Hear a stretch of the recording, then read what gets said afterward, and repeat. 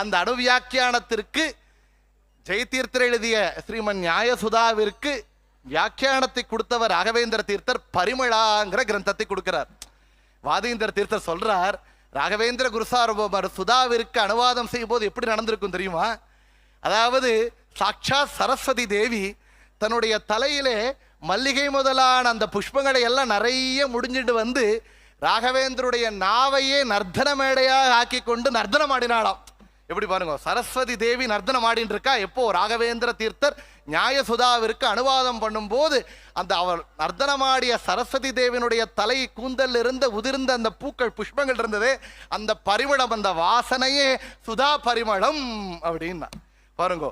பேர்பட்ட அனுகிரகம். இப்பதான் சொன்னார் ஆச்சாரியர், மேல் லோகத்திலே நாராயணுடைய பூஜைக்காக புஷ்பத்தை கொண்டு வந்து சேவை செய்த சங்குகர்ண தேவத்தை அந்த புஷ்பத்தினுடைய பரிமளத்தை சுதா பரிமளமாக கொடுத்திருக்கார்.